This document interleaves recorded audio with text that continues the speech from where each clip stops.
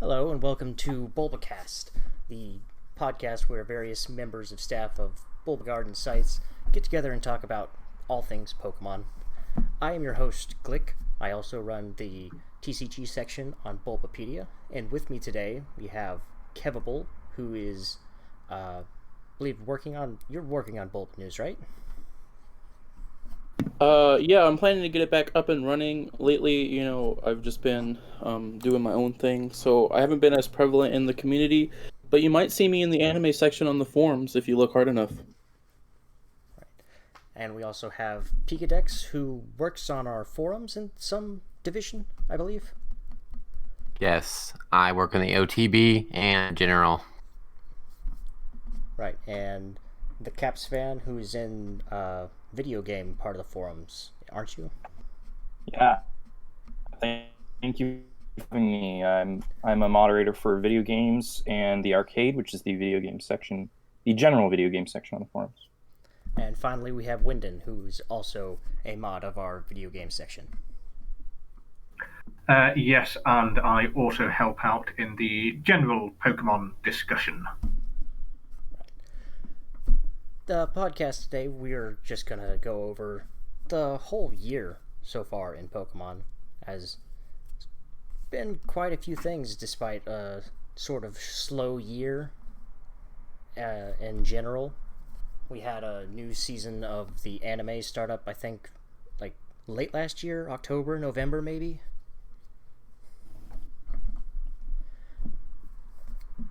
Yeah, the anime started back in November, and then the English dub made its way internationally here in June in the US, and I think it came a little bit earlier in May in Canada. Oh, that's actually later than I thought it was. I thought it got here, went international around March. I think the move from Disney XD to Netflix, they changed channels for this season. It definitely delayed some things. Right. How did that change work out? Since Netflix is all about dumping whole seasons at a time, did that format where you suddenly have 13 to 14 episodes to watch in one sitting, that change your viewing habits from the regular weekly? Well, if most people know me, I am a big fan of the dubbed anime. So, it is quite a change where, every week I used to wake up for the Sun and Moon episodes, but now, every 3 months, I have to plop down and watch it. It's still exciting to be able to, watch the episodes, but it kind of, it blows up and then it's gone. It's like a very, small flare. It's not as fun, but the episodes are still really high quality, and they're recording from home, so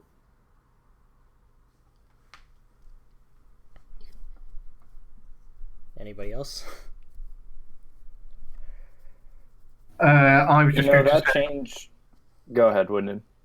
no, please do go on. I have some other non-quite anime-related thoughts.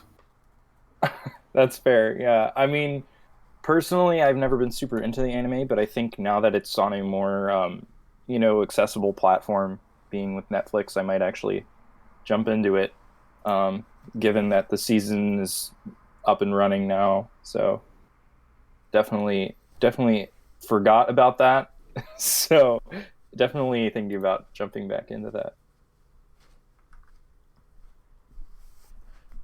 And with the new season. Wyndon?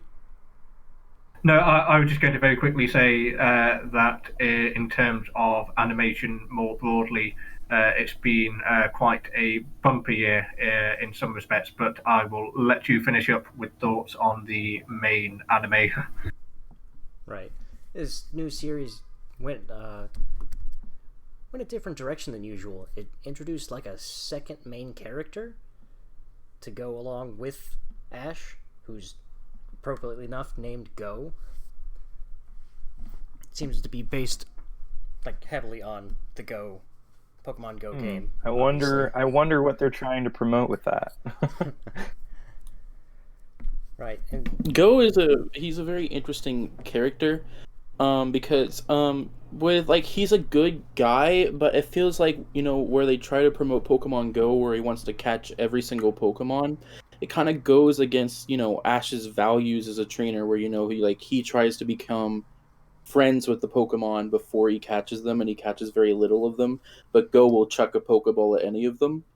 I also find it interesting that for the first time in 23 years, there was an episode without Ash. It was a whole Go focused episode, and Ash didn't even make one cameo appearance like he would usually do at the end of an episode. So they're trying to set up something with him as a separate protagonist. Do you think that could have a greater effect in the series going forward? How do you see that playing out? Well, obviously, with Journeys, they tried to not call it Pokemon Sword and Shield. In Japan, they just call it Pokemon, as it's a reboot sort of thing. It's not a reboot, but they're trying to refresh the show, with all the regions. And I think they're just trying to make it less of a marketing show and more of just a general anime show. I think that could be a good direction. I think that will also help the games as well, because when you think of Pokemon as a franchise, it's a franchise. It's got so many different moving parts, and that's part of why the games release when they do. The anime all set up. It's all set up so that the new season of the anime releases near the games and such. I think that could be a good move for them going forward, especially if they're trying to focus on the games and make the games good, and take time to develop and nail out all the bugs and stuff. I mean, we'll go into that. I'm sure we've gone into that before, but I don't know. It seems like a hard reboot like that could definitely be a good thing in my opinion.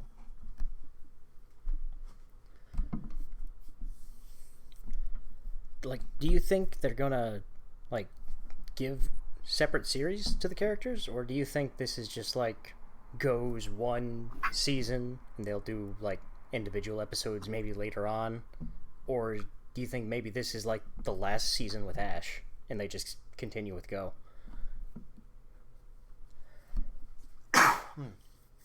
I think Ash is way too marketable. He's been around way too long to just chuck him out. I do feel if they give Go a couple years, I don't think the whole 3-year run for Sword and Shield is gonna do it. You're gonna have to have him for a long, long time. So you think next season or series or whatever, it'll still be Ash and Go together?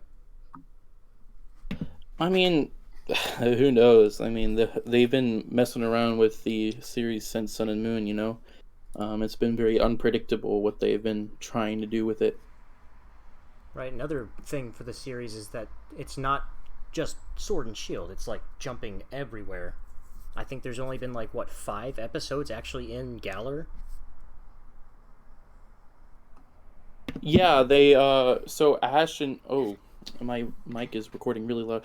My mic the Ash and Go, they're based in Kanto.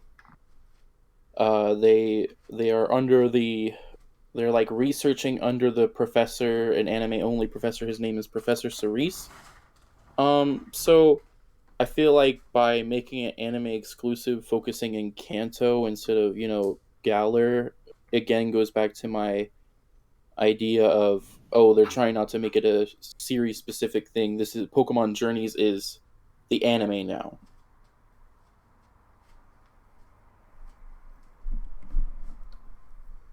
Sorry.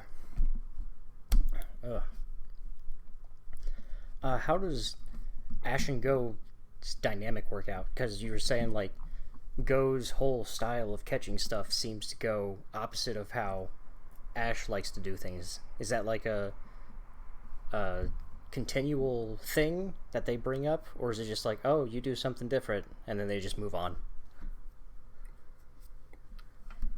No, I mean, I was saying this from a fan perspective. I mean, Ash and Go get along really well. They're they're buddy-buddy.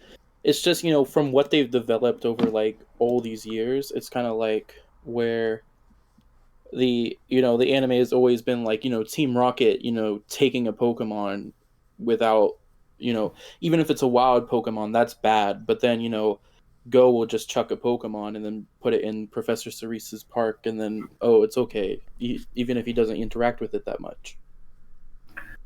So, having not seen Journeys myself, I was wondering. So Ash's character traditionally is that he's almost always a sort of eternal amateur, almost always dependent on advice and almost comedically stupid in some of his battles. Do you sense that that's changed at all? Does he seem like the senior partner in that duo, would you say? Well, I think they're continuing, like, Sun and Moon didn't have a direct transition into Journeys. And they did show that he won all the championships in the second episode. His current goal in Journeys is to beat Leon. There's basically, we know Leon's the champion of Galar, and basically the goal is that instead of fighting gym leaders like you would normally do, there's a Pokemon World Tournament, or they call it in the dub the World Coronation Series. And what you have to do is you fight trainers all around the world to get a specific ranking. And the top 8 is the Master Class, there's the Ultra Class, the Great Class, and the Normal Class, and you have to climb up those classes. Leon is number 1, who's the world champion. He's like the strongest trainer in the entire world, and that's who Ash wants to beat. So I think it's a natural progression, actually, from Sun and Moon, where he won the Alola Championship. So now he's going for the world champion. I think he is showing a lot of growth. That's an interesting progression, and kind of interesting to hear that explicit confirmation that Leon is sort of not merely the Galarian champion, but world class. Yeah, and in episode 12, they brought back Lance. He hadn't appeared since Advanced Generation. And it was Lance versus Leon, and that was the determining match for who was the strongest trainer in the world, or the Monarch. Very good. Has the series explored any of the history of Galar in a deeper way or a different way from the way that Sword and Shield explore the history of that world? I'm still a little behind. I only watched the dub. I know the dub is like at least 12 episodes behind. I know there was a whole arc based in Galar based off the Darkest Day, but I have unfortunately no knowledge of it. You'll have to get someone else on that. But from the Galar episodes they do go to, they went twice to go see the World Coronation Series, and once was an episode for Ghost Scorbunny, and one to introduce Dynamax. And to answer Emmy's question, the first time he was defeated, I believe, was with B. That is his current rival. B is very strong. She defeated Karina, who Ash fought before in the series of Journeys. So Ash lost once to B, and then he got a tie with her. And so he hasn't won against her yet and hasn't gone up in the class.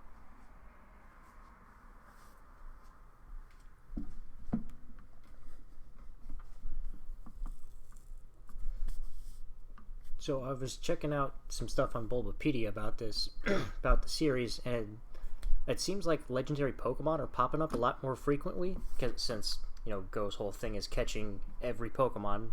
He has to catch legendaries as well. Do the legendaries feel sort of cheapened because they're just popping up for like a single episode and so often? So Go's goal is to catch Mew. That he encountered Mew when he was 6 years old in the first episode, and that was the reason why he wants to catch every Pokemon, because every Pokemon has the DNA of Mew. So he's like, oh, okay, well, if they have their DNA, let's work my way up back to the original source. Lugia appeared in episode 2 in a raid battle. I know Eternatus appeared in that Darkest Day arc. Mewtwo appeared also in an episode that I haven't watched yet.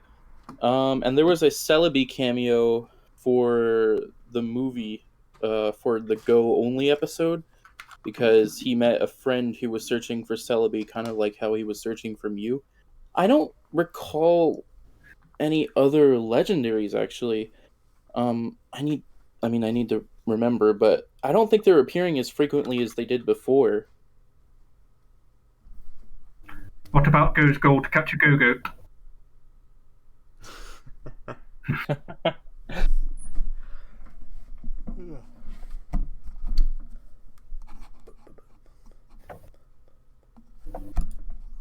Oh, does anyone else have anything to say about the main Pokemon series? If not, I think we'll move on to the next anime-related thing that came out this year, which is the Pokemon Twilight Wings mini-series, I guess you would call it. Oh, yes. I, in particular, am quite a big fan of this. So for those unfamiliar with Twilight Wings, it is a series of shorts, you could call them, as opposed to full fleshed-out episodes that follow a number of key characters in Galar, and they have little adventures or little character moments. And for me, this was a fantastic little bit of world building. The animation is, I would say personally, of a higher quality than the main series anime. And it's definitely a different vibe. It's not heroes and villains, there's not much at stake. It is just day-to-day life for these characters. And for me, that's great because I fell in love with a lot of the personalities in Sword and Shield, and I wanted to see more of them go about their day-to-day business. In particular, I enjoyed the episode with Nessa, where you can kind of get a sense of the conflict between her modeling lifestyle and her role as a gym leader, which ties in very nicely to a lot of the world building in the main game with the structure of the league, what it means to be a gym leader, the expectations of those leaders. So if you have not seen Twilight Wings already, I highly recommend checking it out. It's a little short. I would love to watch it for hours on end, but there is not hours of it, unfortunately. But are they dubbed with British accents? Oh No. my word! That was the okay. There's not many disappointments with the series, but that was certainly a disappointment. My rates are very reasonable. If anyone important is listening. Yeah, that's Though, definitely. I mean, I really enjoyed the last kind of short thing that the company did with regards to the anime, which was, I think it was Pokemon Generations a couple of years ago. I really enjoyed those, so maybe I'll give Twilight Wings a little look-see. I do highly recommend it. If anything, it's a little bit more mellow compared to Generations.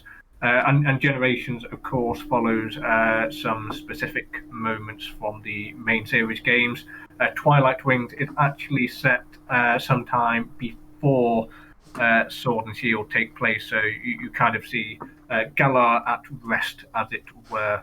And also just some extra insight into some of the characters that only appear as villains. For example, there is an episode dedicated to Oleana, and you definitely get a sense of her backstory, which is quite different from the individual as she appears in the games.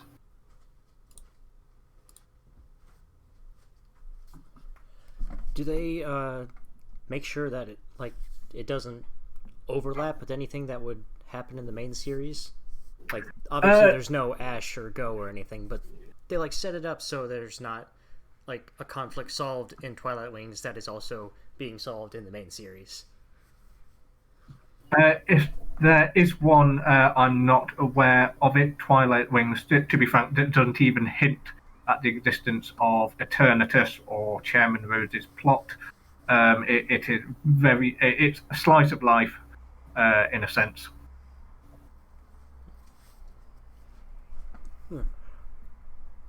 Oh, all right. From what little But in my personal opinion, it definitely benefits from that slightly more laid-back approach, because you definitely get the sense that this world exists when it's not in peril, when you are not directly looking at it, that it does kind of have its own pace. Life does go on.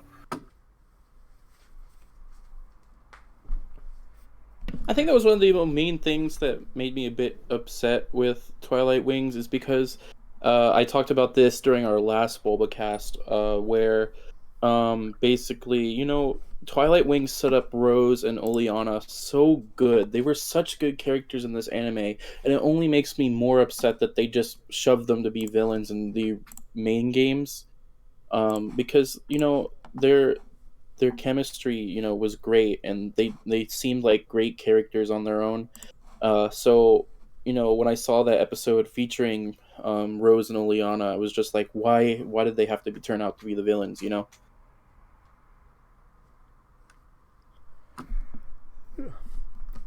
From what I saw of the Twilight Wings, it looks very pretty, like much better than the main series, which I guess isn't really a fair comparison, since you had to make, what, maybe 1 whole hour of animation for Twilight Wings compared to the several dozens of hours they have to produce for the main series.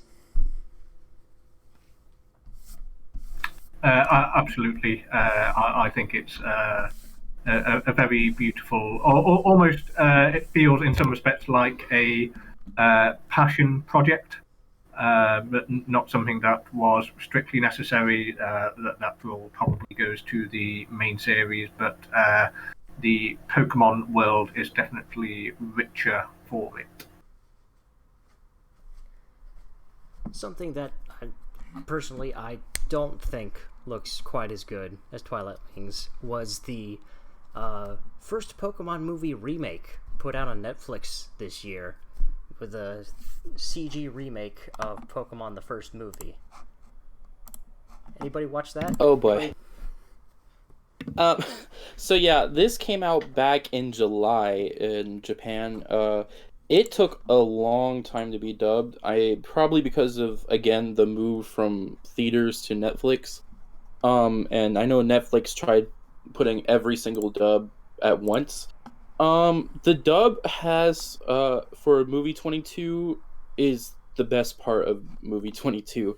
I don't like the animation. I don't know why Ash actually has teeth. That's kind of creepy. However, the dub itself, as the dub shell I am, it keeps the Japanese music, which is always amazing.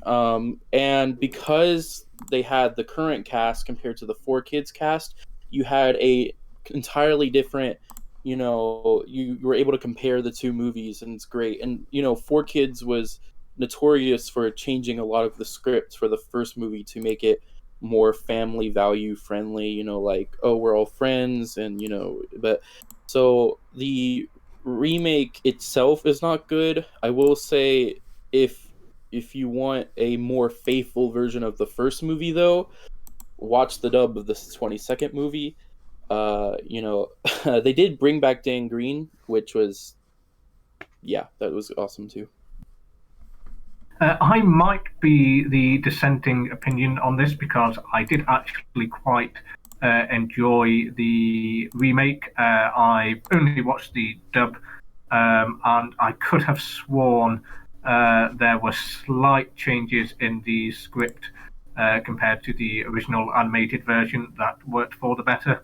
And also, both the first movie and the remake are, for me, the best Pokemon movies. They feel very much like real films, as it were. So I quite enjoyed it, and of course, 2 of my favourites, Pinsir and Donphan, are in it. So it's automatically excellent. They didn't change the fact that Yeah, Ash the dies, right?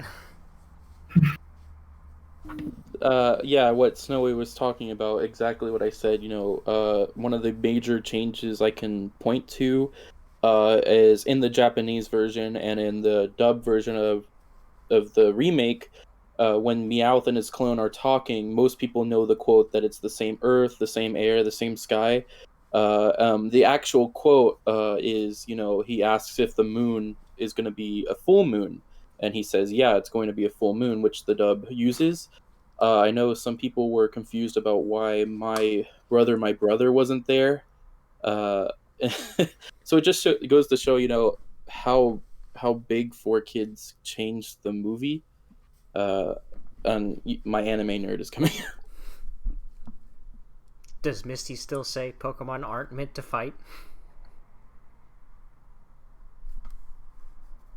I mean, I don't remember that. Yeah, during the climax, when all the clones are fighting the originals, there's, like, when the My Brother song starts, it's all about, oh no, Pokemon are fighting, and that's bad, even though that's the whole point of the series. Mewtwo has to devise a reason why they aren't using their elemental attacks and are simply using Scratch, Headbutt, and Bite.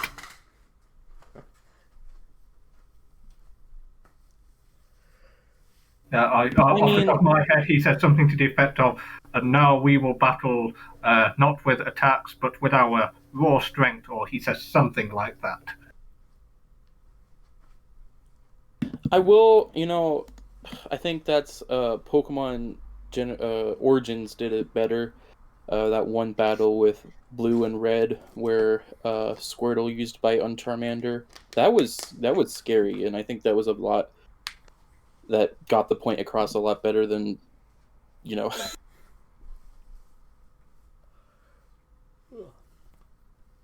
So how does it, like, actually look in motion? Because I've only seen the still screenshots of those horrific character models with they still have the giant eyes, and it's just so creepy.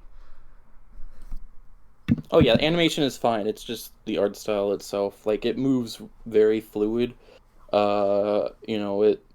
It's a good 3D animated movie. It's just the uncanny valley of it all that kind of takes you out of it. Like, it looks like they should have pores, and that's disturbing.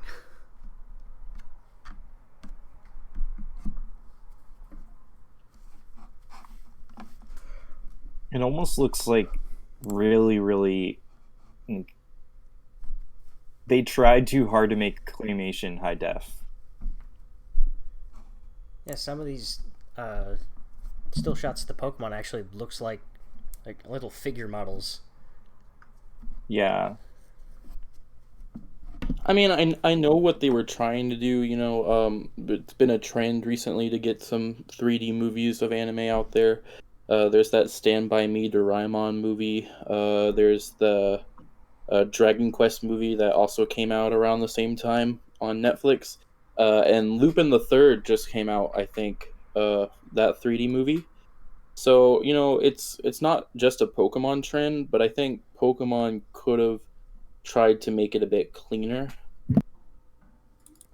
There is one other notable travesty worth calling out, and that is the fact that Jesse and James do not disguise themselves as Vikings in the remake. I know that you are all just as shocked and appalled as I am. Does that mean Brock doesn't say that the Vikings are from Minnesota? I believe not. Did that confuse you as a child, Wyndon? Since you're not from America and you don't know our football teams. Growing up, a lot of references to individual states just sort of became white noise. I was definitely faintly bewildered that Japanese donuts look quite like that. I could have sworn those things were made of rice, but if Brock says they are jelly donuts, I will take his word for it. They do make a jelly donut reference in the remake. Neat. Actually, one change I do like they did for the remake, it's as they showed in that slideshow there, in the intro, they changed. I mean, there was a lot of changes, but one they did fix was the trainer that Ash battles in the intro. I know he had a pincer instead of a he was another ground type or No, something. he has in the original, he has a Golem, Venomoth, and Pinsir. And as I've grown older, I've come to realise that my aesthetic tastes match his pretty much entirely. Three of my favourites are Golem, Donphan, and Pinsir. Yeah, they changed the golem out for the drowsy so that Pikachu's Thunderbolt would actually work. Not that that ever stopped the anime. Right. So the Pokemon movie for this year is like, it's not another remake. It's not even CG. It's going back to the previous two movies where it's the sort of reboot Ash doing things. Do you think they're going to make another remake a couple years down the line in this 3D style, or do you think this was just like a one and done? Like it didn't really work out. Let's just go back to what we were doing before. Yo, Secrets of the Jungle looks absolutely stunning. It's everything the Power of Us was good at, and they made it somehow even better. I do hope like the story does sound good. I know it comes out like on Christmas in Japan, and comes out next year here in America. You know, I don't think I do think they like doing the alternate universe Ash because they can keep self-contained stories. They don't have to like mess around with the canon. They don't have to, and it gets dated, right? Because Ash's Pokemon are the Pokemon at that point of time in the series compared to Ash and Pikachu and a filler character, and now it's a movie. So I think what's his name, Dogasu. I don't know how to pronounce it. I mean, he mentioned that the 22nd movie remake. Firstly, it was for the anniversary of the first movie, and second, it was made for American audiences because Americans like 3D movies instead of 2D animation. Not all of us. So, I mean, I don't know. I don't know the reaction. It depends on how good Netflix and TPCI and TPC money talks, right? It doesn't matter how much we can talk trash. If it sold well, they might do it again. Yeah, and this was the year for Netflix getting a lot of eyeballs on screen, so who knows?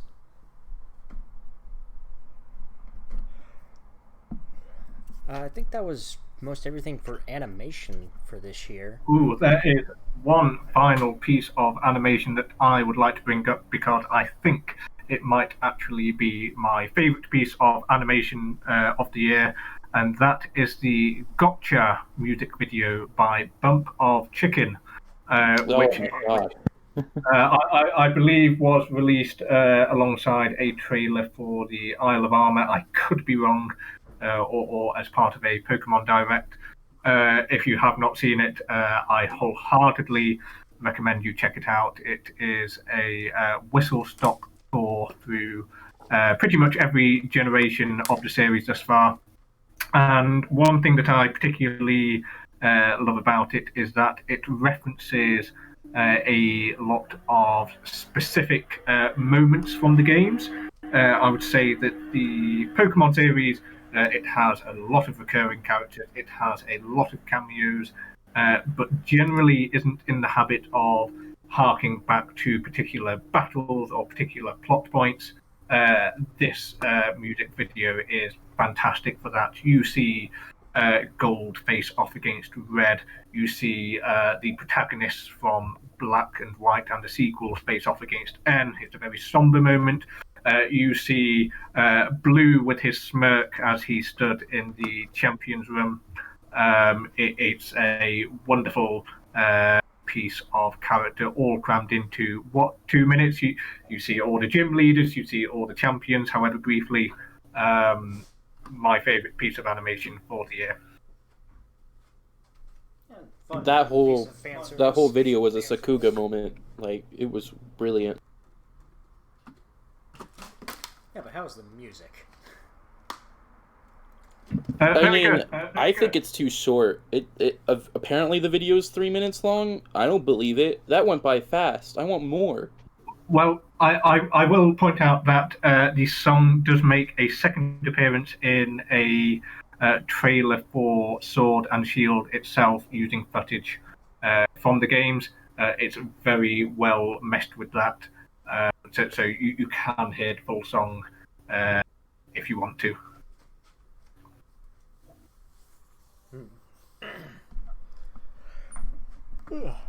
One tiny last animation I want to bring up. I don't want to, I know there's a ton of small stuff they did every year.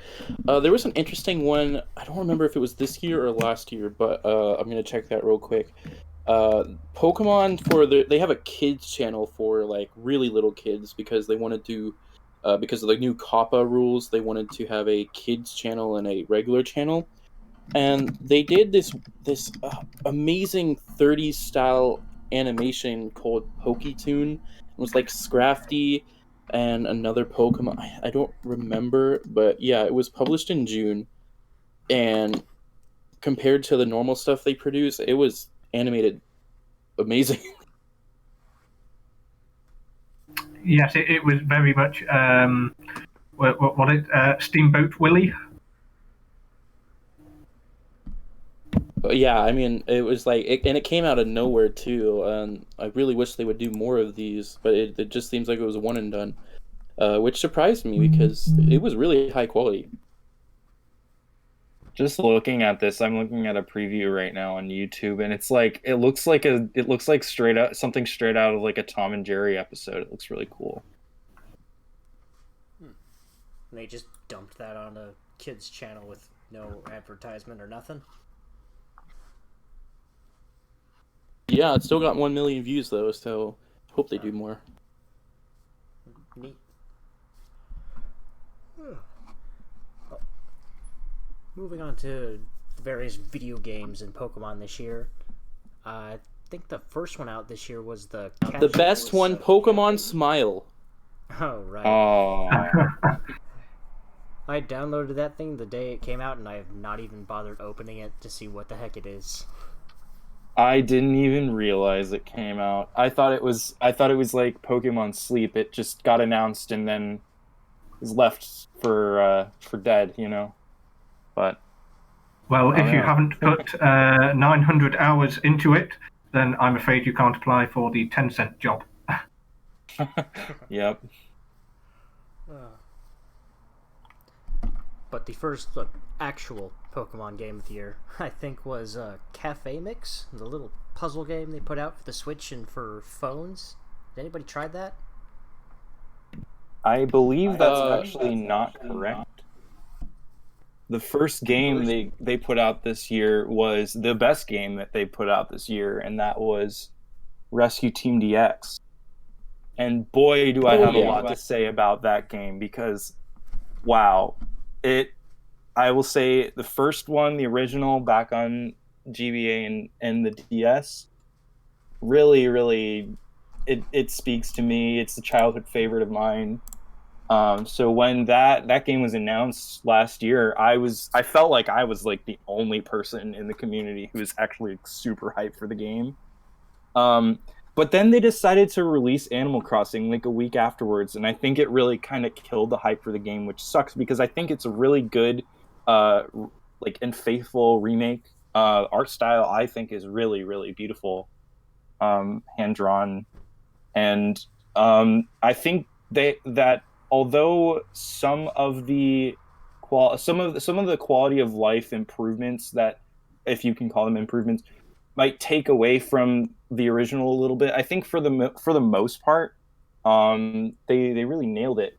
And they took they took some of the best elements from the 3DS games and brought them over. And I really, really hope that it spawns either an Explorers remake or a new style, a new game in the series, in the same style as the remake.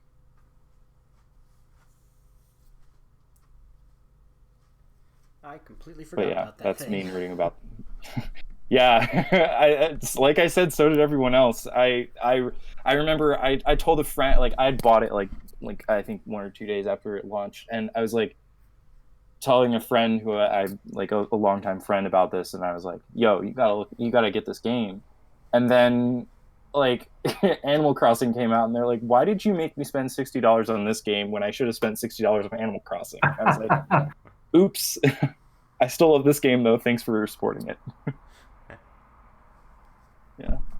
Yeah, I was just disinterested because it was just a remake of the thing. And it wasn't like an in-depth remake. It was one of those things that keeps the majority of things, regardless of how they've aged. Like, there's still only the first 3 generations of Pokemon there. Yeah, that's definitely true. I do think though, I think that it was a good idea in concept. I think that, you know, the original 2 Mystery Dungeon games have the best story out of all the Mystery Dungeon games. I'm fairly certain that's a pretty colloquial opinion throughout the community. And I think, exposing that story to a younger generation where, albeit fairly, surface level, but like deeper themes are explored through the Mystery Dungeon series with like loss and friendship and all that fun stuff. But I definitely think that exposing a younger generation to those stories might I hope it would garner a greater appreciation for them, and maybe show the company that there's interest in these types of media. But I mean, even though it's pretty faithful remake, it doesn't do anything major. Like I definitely think it's worth the money. It runs pretty well. It runs better in handheld, my experience, than on in dock mode, which is a first for Switch games, in my opinion. It can get a little choppy at some points. Overall, though, it's quality time. It definitely, the difficulty ramps up in the post game, which is really, really appreciated. For people who want to grind out and explore all aspects of the game. It's really well done, and I hope that they take that experience and move forward with it and try to do similar things with that in the future.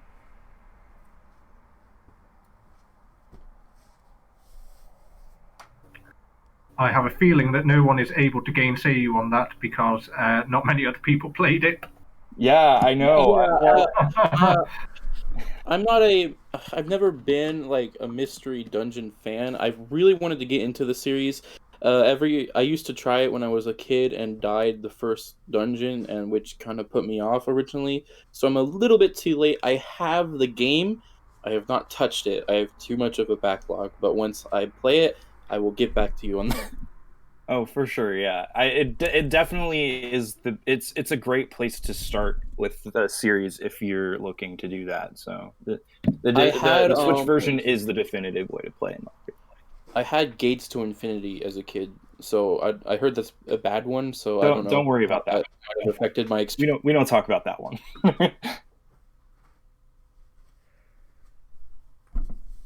All right, so the second Pokemon game that came out this year was Pokemon Cafe Mix. Has anyone tried that? Not including DLC. I think that's the. Actually, if Smile doesn't count, yeah, that's the only other game that came out this year. Yeah. Cafe Mix. I've given it a. I've played it every so often. It's adorable as hell. But also it's another game. If you've played Yokai Watch Wibble Wobble, or if you've played Disney's Zoom Zoom or whatever it's called, it's the same exact game. It's just with Pokemon characters this time. So it's not that special. I think what makes it more special is just the cutesy art style that it has. Yeah, I tried the first 5 or so levels, and it was just kind of bland. Like, Yeah, I have to agree with both of you in in certain aspects. I mean, I definitely think it looks really really good for a mobile game. Um, but I I just thought that Shuffle was more of a, you know, I mean, I don't really think you can call a mobile game super deep, but I think Shuffle had a bit more meat to it, and it wasn't just, you know, making circles on like on your phone screen. Um, but I don't know. It was all right, I guess. It was cute. I was also put off because it's a typical mobile game. It's gotta stay alive for 500 years, so they have to just drip feed you new levels every week or so, and I did not want to engage with that.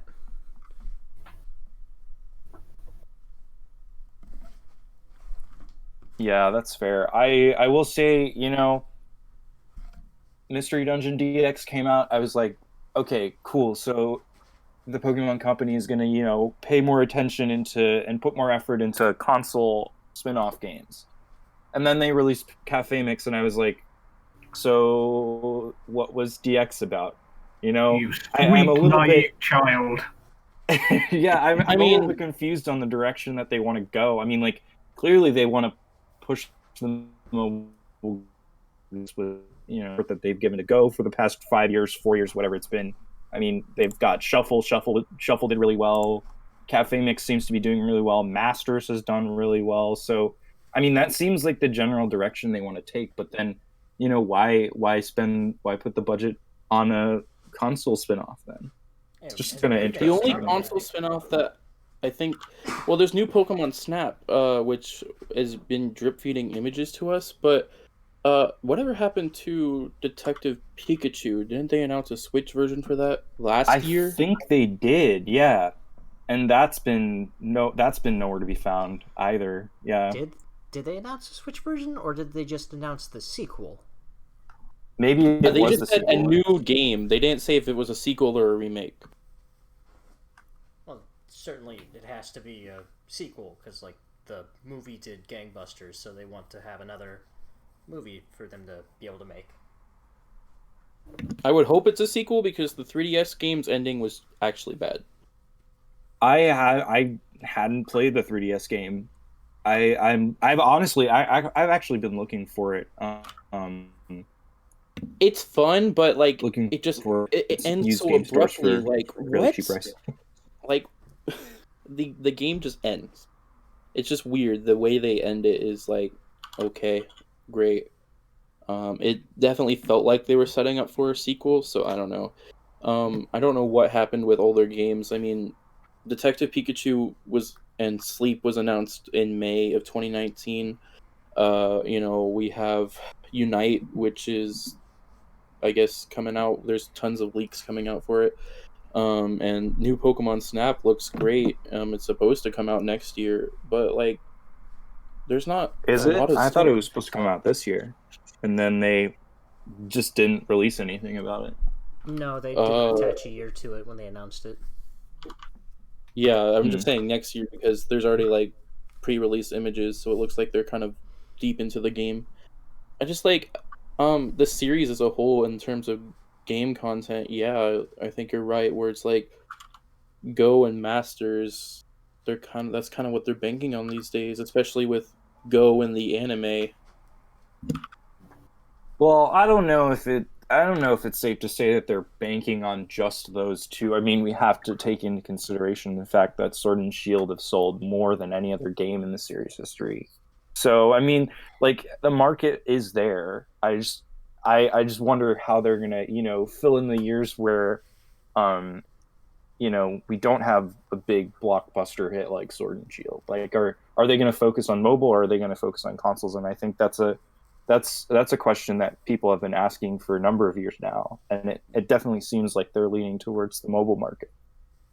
My personal instinct is that they want a slice of pretty much every pie, hence the diversity of the games and the diversity of the animated offerings we've had this year.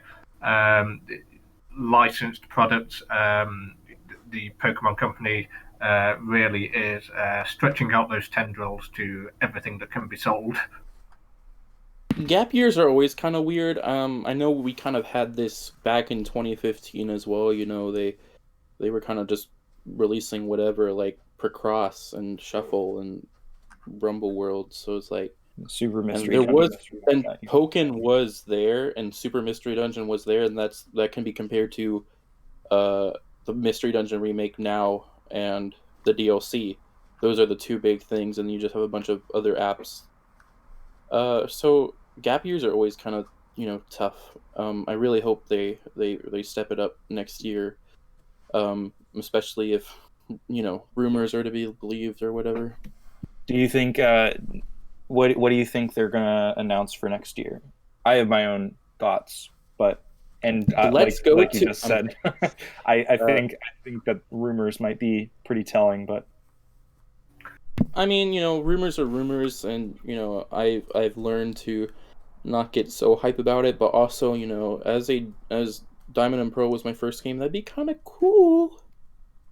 Let's go Togepi and Marill. it'd be okay. Every gym is Lieutenant Surge's bin puzzle. Forever. Yeah, I'd be okay with Let's Go Johto. I really enjoyed Let's Go Pikachu and Eevee. I had a lot of fun playing it with other people as well. 2-player mode co-op. I enjoyed it too. The problem is it's full price. That's fair. It's $60. Why? They it's barely gone down still because Switch games are like, bruh. Because Nintendo don't lower prices. Yeah.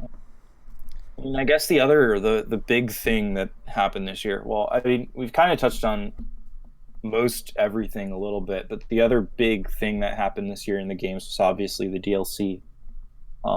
And personally, looking back at it, year end, I know you guys talked about this last time, but I think that the DLC, as a complete package, is worth the $30.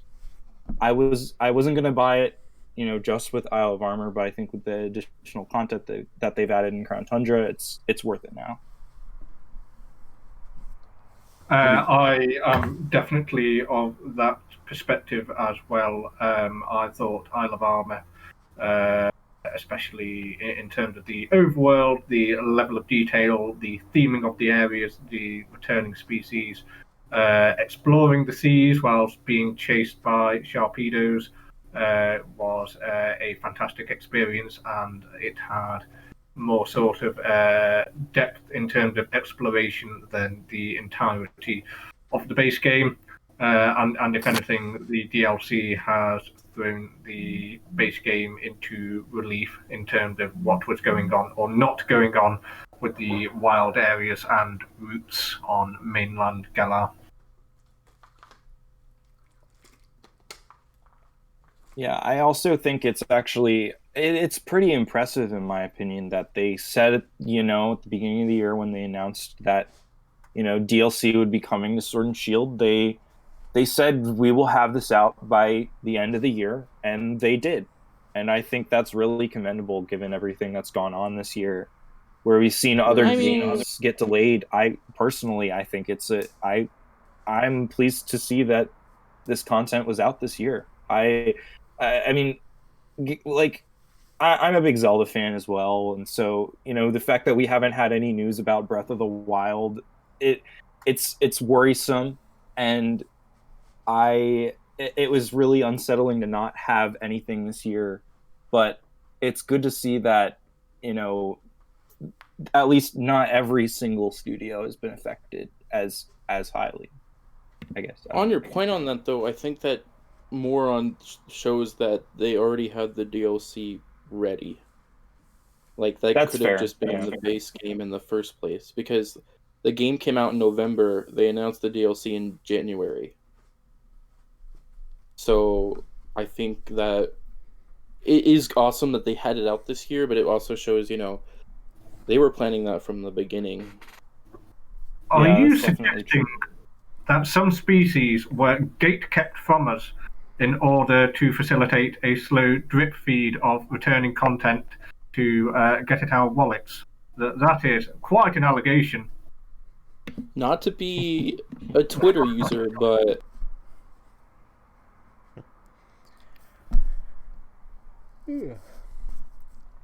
Well, yeah. So I guess my perspective on that is that the DLC in and of itself is extremely worth it.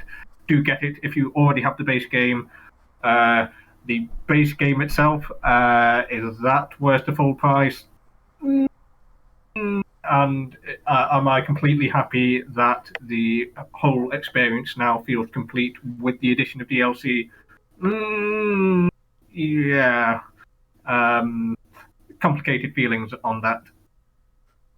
I definitely agree with what Kev had to say on that.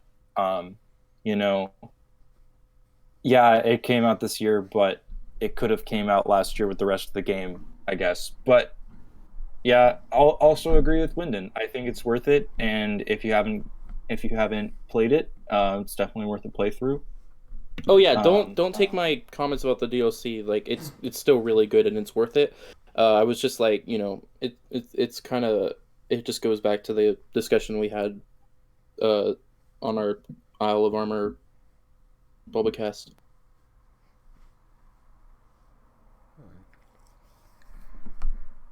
I will say to Solar Symphony in the chat, it really is worth it. There's like an extra 50% of game in there at least. In fact, the Crown Tundra content in particular, you can get hours and hours of that in terms of max raid adventures. I will say to Solar, I think, when you compare this DLC to other DLCs, though, their point is, understood. I mean, Nintendo also released DLC for a number of Switch games. They've done it for Breath of the Wild. They did it for Splatoon 2. They did it for Mario and Rabbids Kingdom Battle. Especially with those latter two, you're paying $20 for what was an entirely new campaign in Splatoon 2 and an entirely new chapter in Mario and Rabbids.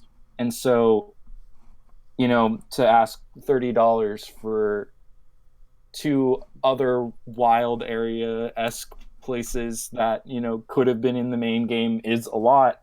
But I do think it's worth it. It's finally worth it with the DLC included. Yeah. Yeah.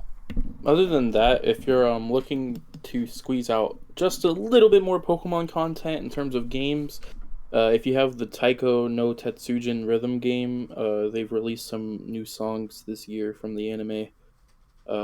So be sure to check that out as well.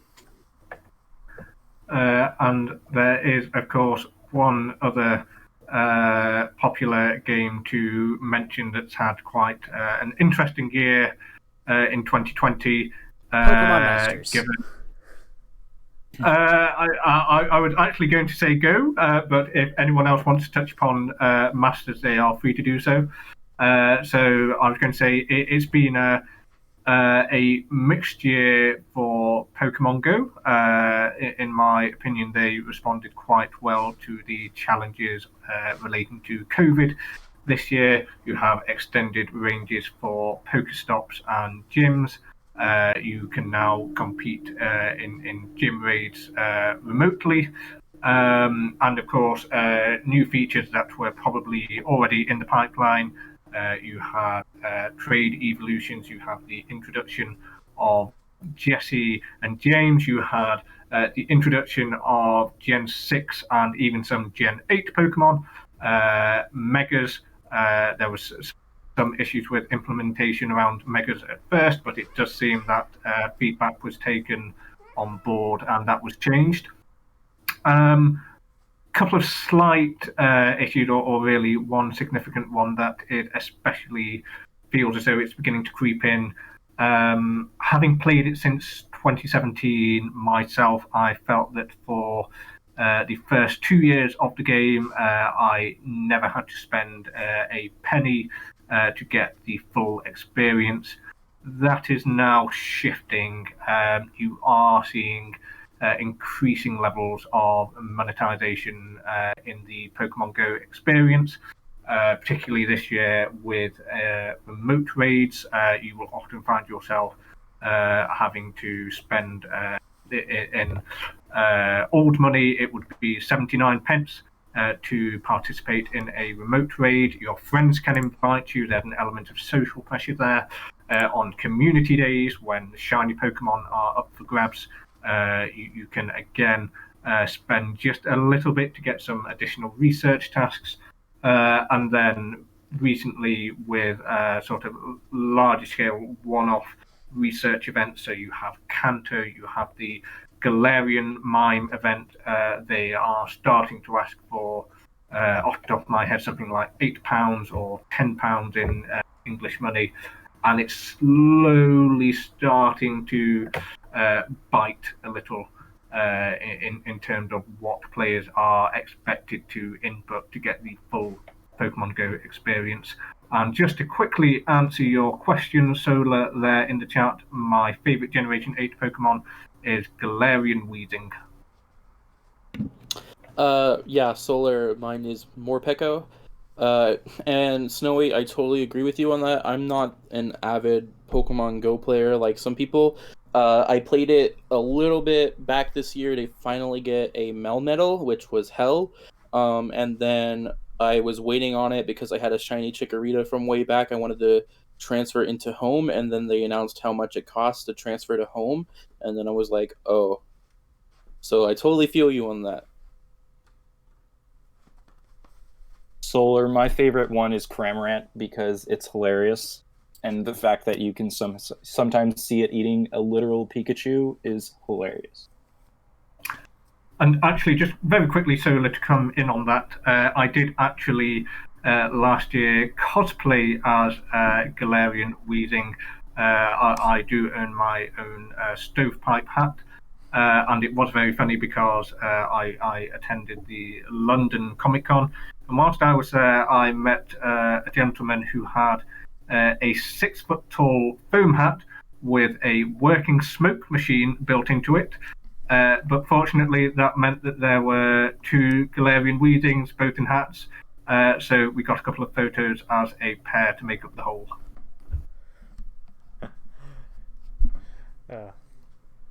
My favorite Gen 8 Pokemon is Phalanx, because it's a platoon of little armored Kirbys. Phalanx is hilarious. I think I agree with Solar. Very, very good Pokemon designs this generation in general. Phalanx is a highlight. Cramorant is a highlight for me. The trap, the what is it, Galarian Stunfisk? Hilarious. I also really like the starter designs as well. So have they finally added the ability to trade with people online in Go yet? Or do you still have to be within 20 feet of each other? Ooh, they have they did temporarily implement a feature where you can trade within a certain number of kilometers. Unfortunately, my trading partners have now dispersed across the country. They're no longer in London, thanks to events this year. So yes, I was still stuck high and dry with that. Going to go segue into, if we're talking about games and apps, I actually forgot Pokemon Home did come out this year. I forgot it was this year. What are your? I guess that's not really a game, but it does have trading features. What are your thoughts? 10 months in. Again, disappointed to be paying out quite so much for something that you can't even really classify as an experience. Yeah, $16 a year. I will say I have not bought Home yet. I don't have Home downloaded yet, mostly just because I haven't really put any time into transferring my Pokemon over to the Switch. But I do like that there is, as limited as it may be, a free a free tier, even though it is limited in what can do. I think having that there is something that definitely sucked about Box, that it didn't have that. So.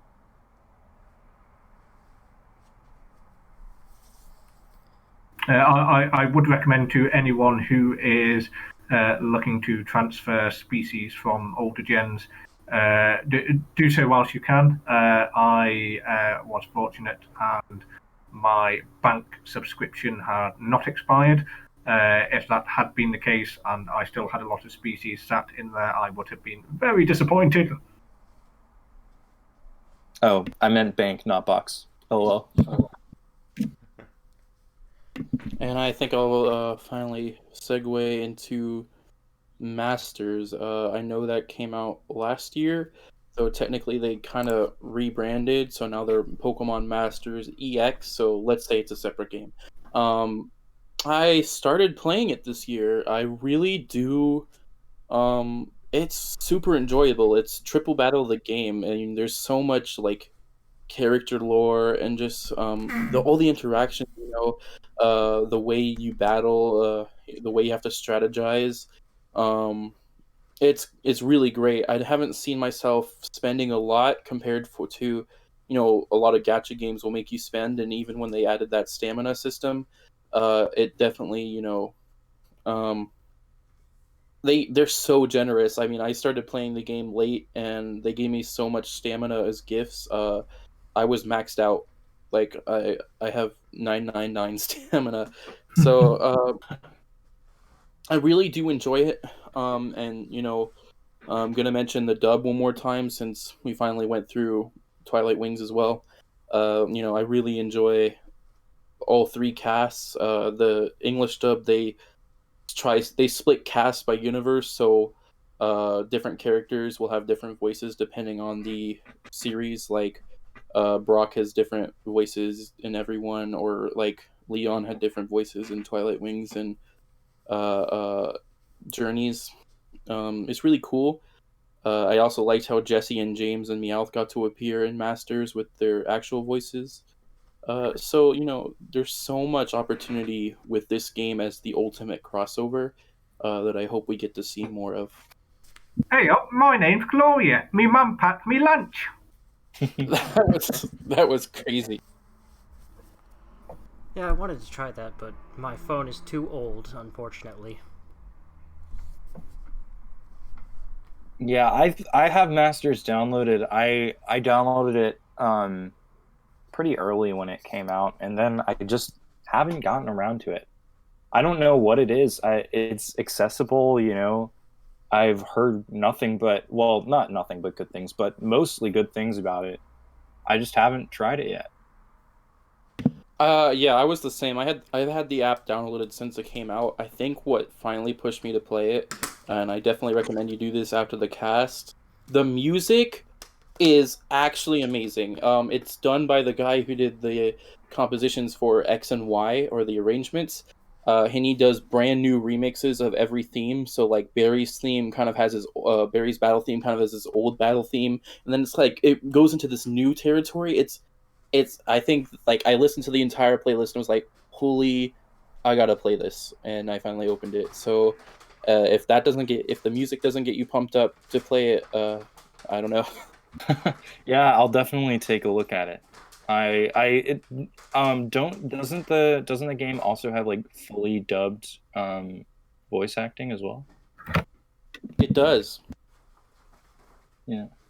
I must admit, seeing all the character images in the stream, one, the artwork is great, and two, it does very much remind me of the Pokemon Adventures manga, except for the fact that the characters aren't all crying and bleeding.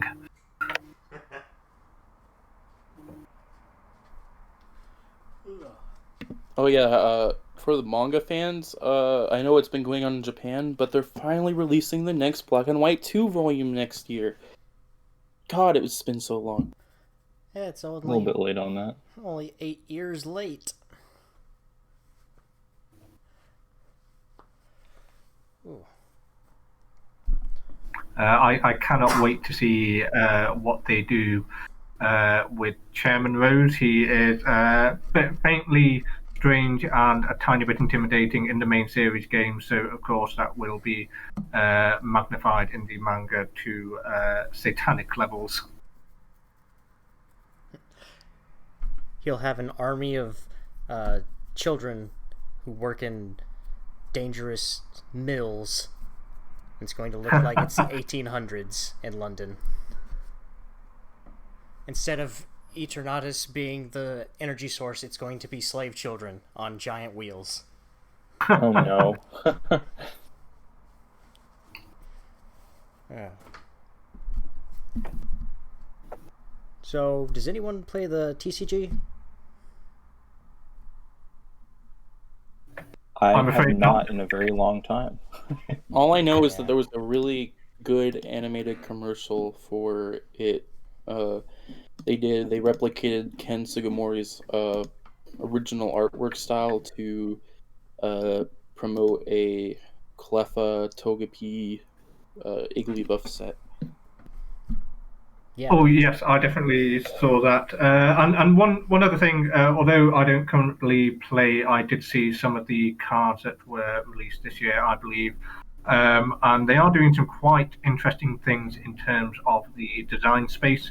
So, for example, Eternatus VMAX, I believe, actually increases the number of spaces that you have on your bench, which is traditionally sort of quite a sacrosanct space in terms of the game design, which is definitely to me much more interesting than merely continuing to power up the forms and taking increasing number of prize cards when you knock out the opponent. It reminds me of mechanics such as Lost World, for example, because the TCG is wonderfully streamlined. I think there are definitely some really interesting avenues you can take to expand those core mechanics. And personally, I've never been massively enthused by EXs, VMAX, and whatever combination of letters they tend to use. Oh, one TCG thing. The only thing that I've actually heard that's notable is they're getting rid of the fairy type, or they might have already had. Yeah. That happened at the beginning of this series last year. Oh, okay. See, that's how. It has been interesting to see the interest in TCG go up, though. Card opening, pack opening has become really popular in the YouTube creator space. If you search up TCG pack opening, you got like big giant dollar numbers, and they're opening really old sets to find rare cards because of that one Charizard card episode of Pawn Shop or whatever. I don't know. So I do think we'll be hopefully, with more creators like starting to open these packs and starting to get all hype about it. I'm wondering if, Pokemon will try to capitalize on that, try to, get in touch with creators and be like, hey, open these new packs, see what's in here. That'll be interesting to see. A new set that's Yeah, I will nothing but say that. Charizard. Yeah, I will say I've noticed that the popularity with the TCG has been growing, both on YouTube and Twitch. Big name streamers are starting to look into it. Yes. A word of warning for those who think they might have some money in an old shoebox, though. Your base set hollows are probably not worth as much as you think, I'm afraid. You see some of these base set Charizards go for quite astronomical sums, but that's because they are shadowless, first edition, quite obscure printings. Yes, your hollow Poliwrath is not worth much, I'm afraid. I will say one TCG purchase that I made this year. I happened to pick up a sheet of base set packaging, uncut. So I have, as it were, sort of a portrait of Charizard, Venusaur, and Blastoise in their original blue foil packaging, which was quite a nostalgic purchase.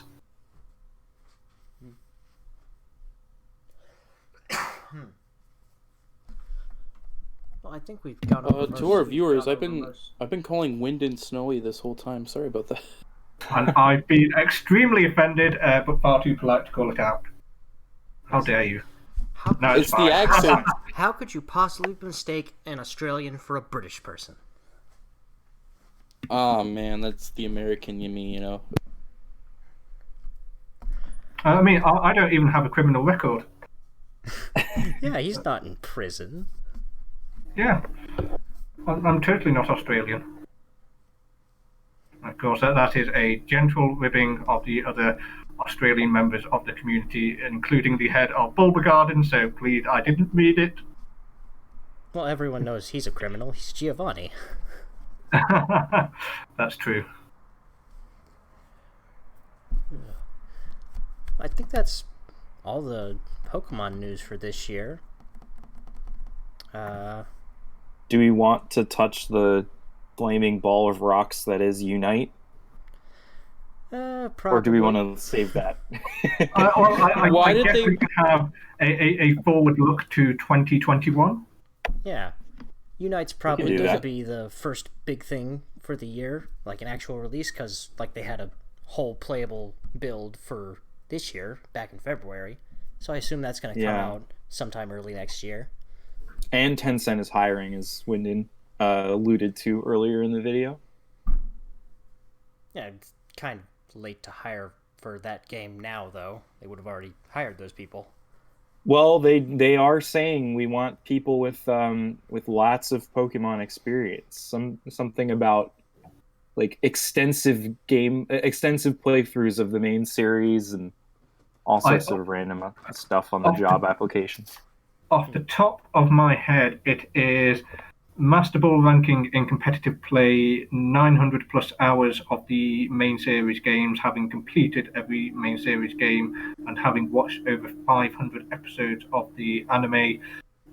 What I would say though, for anyone who is legitimately interested in applying for that, even if you haven't met those requirements, just a general bit of advice is do apply anyway if you have other experience that you think is relevant that could well tip the tables in your favor. If you've ever written an article for a website, or even if you're a member of the Bulbagarden team, that's definitely something you can put on there. So don't necessarily be cowed by those headline entry requirements. Yeah, for all of our Chinese listeners, since it specifically said you had to be course. based in mainland China and speak Mandarin. Yeah. Oh, I was just skimming through news articles, trying to find anything else. Pokemon Rumble Rush, if anyone played that ended this year. They stopped the service. Oh yeah, it got discontinued.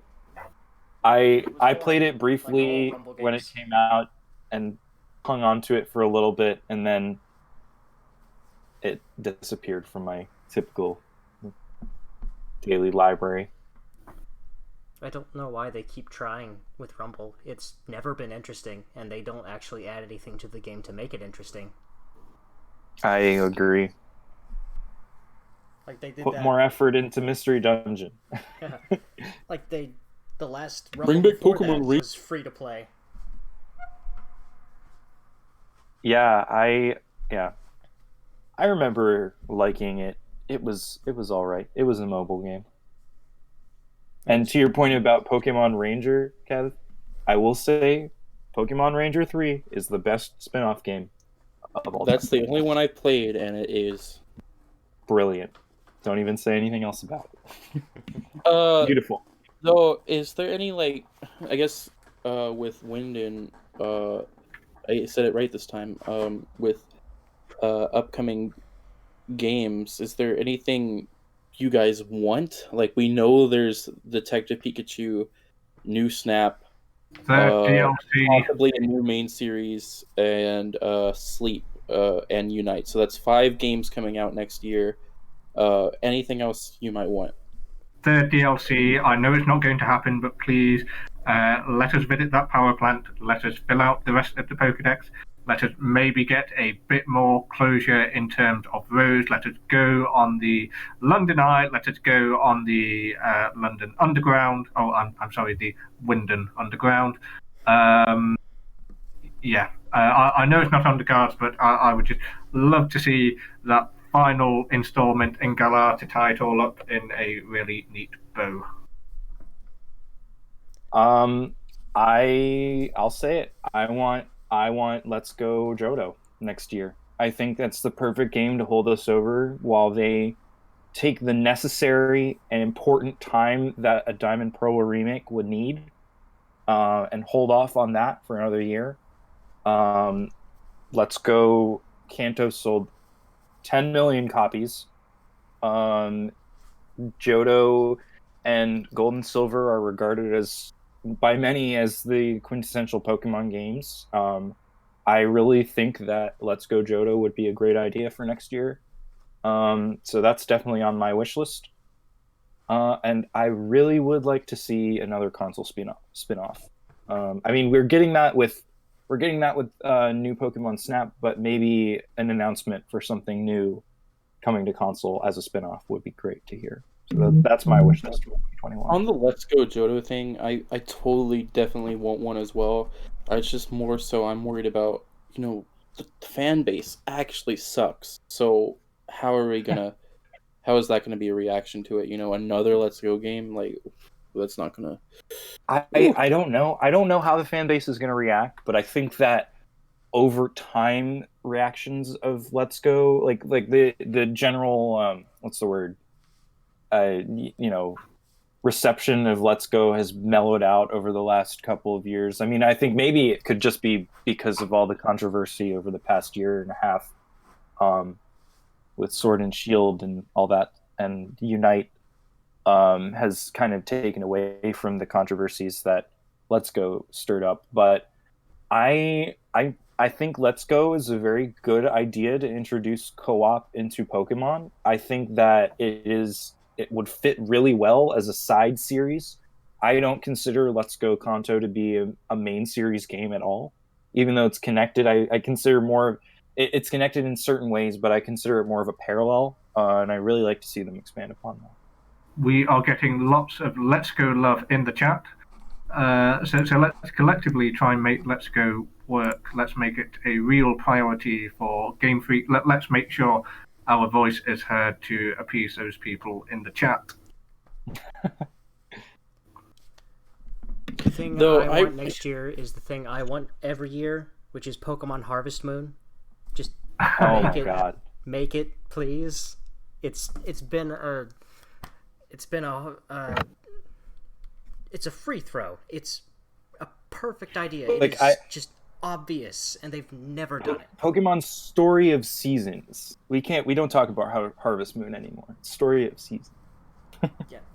An idea I've always had for a game, with like Pokemon Me and Refresh, just kind of make like a Garden type game. You just raise Pokemon. Like a better My Pokemon Ranch. Yeah, like My Pokemon Ranch combined with Garden combined with a Me and Refresh, and like every kid will go ham over it, Tamagotchi style. So much love for Let's Go in the chat. Yeah. Something else I'd like to see. I'd really like a Pokemon tournament too. See another fighting game from the Tekken team. That would be a cool spin-off idea. I'm actually confused as to why they keep promoting Pokken in their like stuff, and then they don't give it updates. Yeah, it's seems kind. Oh, here's the third year in a row we're having it at a tournament, but no new content.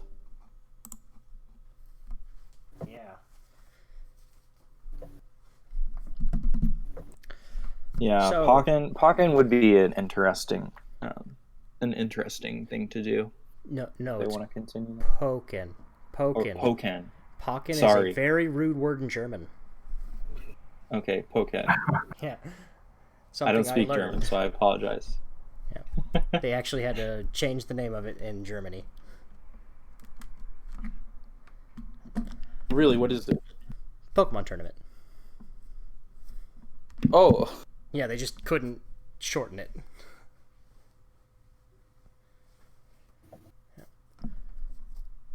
So is anyone actually interested about Unite? No. It has Nope, Clefable not in here. it, so yeah. That's fair, Kev. Yeah. Like, I mean, It's I've never been a fan of MOBA, but it it looks exciting enough. Like, I'm sure it'll do well. But I'll pick it up. if I'll play for a it, few hours. I don't know. So there's been a suggestion in the chat of remakes of Coliseum, to which I would argue that Coliseum has kind of been redundant since the 3D models made their way into the main series games. I mean, obviously, you can still make the case for certain game modes, but for me, definitely, I remember growing up, the joy of Coliseum was seeing my in-game or the species from my main series games and my team getting rendered in full triangular 3D in the original stadium, and now that's kind of redundant. As much as I love Coliseum and XD, and as much as I would really love remakes or re-release of those games, I have to agree with Wyndon here.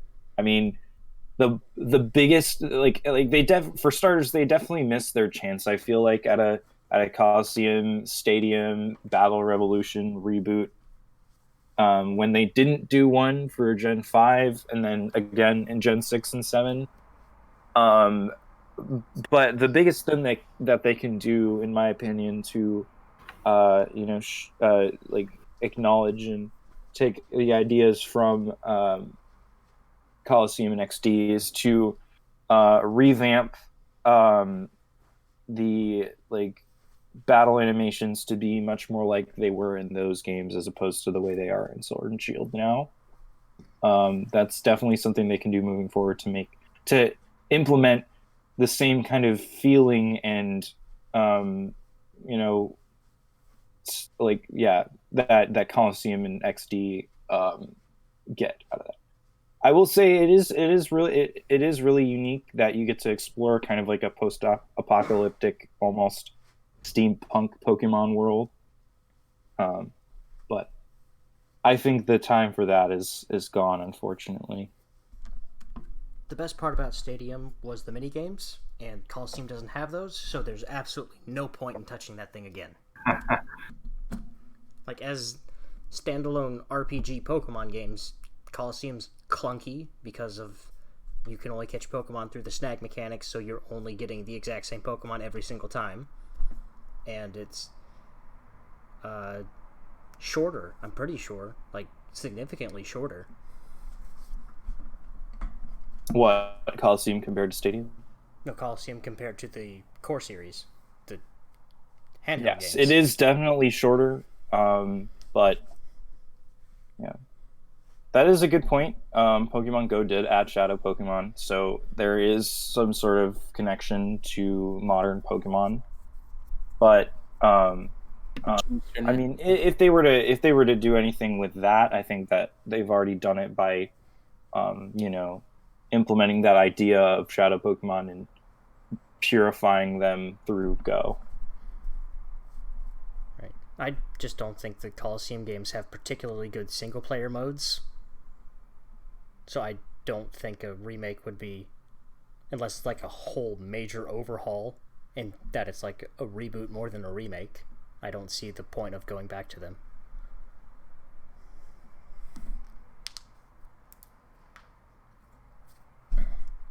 How about Pokemon Let's Go Coliseum?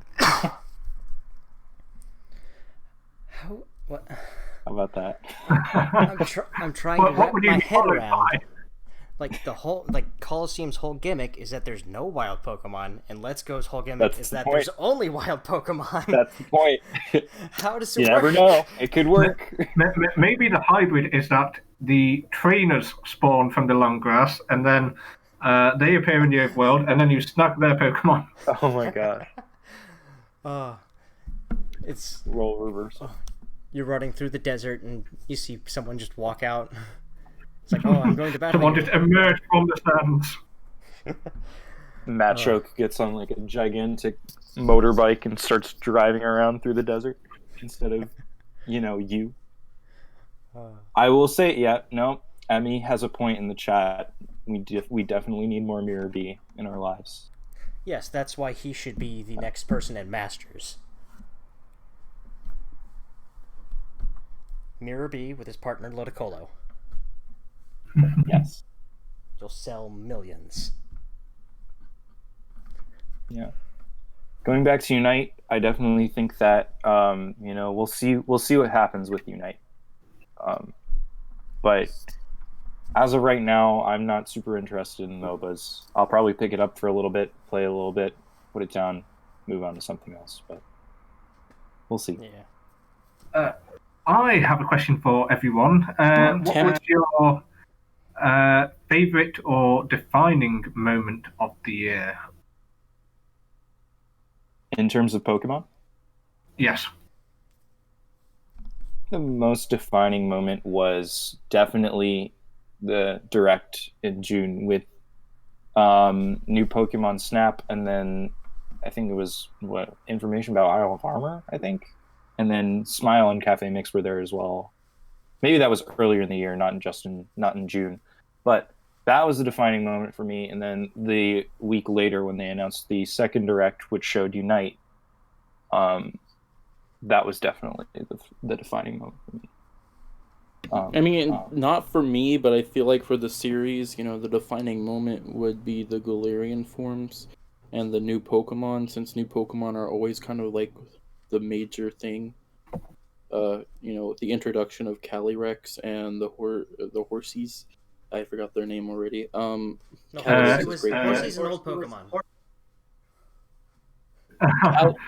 Yeah. Glastria and Spectria. Right. Calyrex is great, so I think it's not to me, but I feel like that was this year's defining moment. A new Pokemon is always going to be. I would say that mine would be exploring the first sort of half an hour of exploring the Isle of Armor, and then, as I alluded to in the previous cast, catching Galarian Articuno. I think this year showed what can really be done in terms of the overworld, in terms of exploration, in terms of chasing after Pokemon. So I really think we saw a lot of the future of the main series titles this year. Oh yeah, going back to Calyrex, I just looked. Yeah, I feel like it's very defining. Or maybe the next time we do this stream, it will be, because we only need 2 more Pokemon. We've hit 900. Ooh. That is very true. Do you think they're going to put out one more mythical so that in the next generation, the first Pokemon is number 900? Or do you think they go past 900 with some new Pokemon for the Diamond Pearl remakes? What, like Unova 2? I mean, do you think there's going to be one more mythical for next year, and then they just wait for 900 to be in the next one? Or do you think they're just going to not even care about 900, and it's just, it's this year's mythical Pokemon number 2? I think I can see them doing one more mythical and then saving 900 for the next, 900, generation 9. There's some theming there. I mean, if Pokemon Go can show anything, it shows that can introduce new Pokemon. Meltan is basically a Go Pokemon. So, I mean, anything's possible, It doesn't have to be the main series. Well, my personal instinct would be that 900 may be a milestone figure, but obviously the big 1K might. In fact, the anniversary, which year is the next significant anniversary? Because that would be, or 1000 would be an incredible milestone for the series, but it may not necessarily align with the series' birthday. Oh, right. Good on you for mentioning that, because next year is the 25th anniversary, so we should be seeing some interesting stuff. Right. Remake of Kanto. Let's go. Yeah. Let's go. Pikachu, let's go, Eevee. And they still have Lieutenant Surge's bin puzzle. Pokemon Charizard Simulator. It's a port of Microsoft Flight Simulator, but you ride on a Charizard. People would actually buy that, though. I would buy that. Actually, same. You are all mere cattle. Wake up, That's sheeple. I'm just a Wooloo. That is what I am. Well, I think that's gonna be it from us today. We're going to, in the coming year, we're going to try and keep up a schedule of at least one Bulbacast a month. If there's some big news, like there's always going to be some big announcement at the end of February that Pokemon always does. We might have two for around that time or not. Well, I think if we've learned anything from this year, and especially doing the research for this cast, is that there is a lot of Pokemon news. There are many updates. There are lots of products. There are various animated things, various game things. Indeed. So, next month, tune back in if you want to listen to us prattle on about Pokemon things for how long have we been talking? An hour and a half. Oh, wow. Hour and a half, yeah. On the Bulbagarden forums right now, we are having a couple different Christmas contests or holiday contests where you can possibly win some Pokemon games, or I think there's one or two that actually have a prize of a Switch Lite. So if you're interested in that, check out our forums. And Bulba Trade is still doing the 12 Days of Christmas, I believe. I think it should be going on. They might be close to the end by now, though. Right. I think... Yep, it's day 8 today. Right, so I think it's a different Pokemon each day up to Christmas. That would make sense. Right. So... And just to very quickly address one final question in the chat, with the outrage of Dexit, do you think Pokemon would dare to go over 1,000 Pokemon, or at some point would you need to stop? Ha ha ha, no, these things print money. I was about to say the same thing. Yeah, we'll be going over. For anyone looking, I don't do much Bulbagarden stuff these days. I mostly do my voice work, but keep an eye out on the YouTube channel. We'll have a holiday greeting for you coming up very soon. Right. Well, that's it for today. From all of us here at Bulbagarden, have a happy holidays and Happy New Year, since there won't be another one of these until after the New Year. Bah humbug!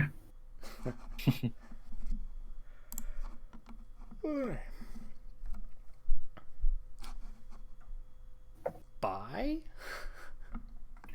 Take care, guys. As they say, let's go. Oh.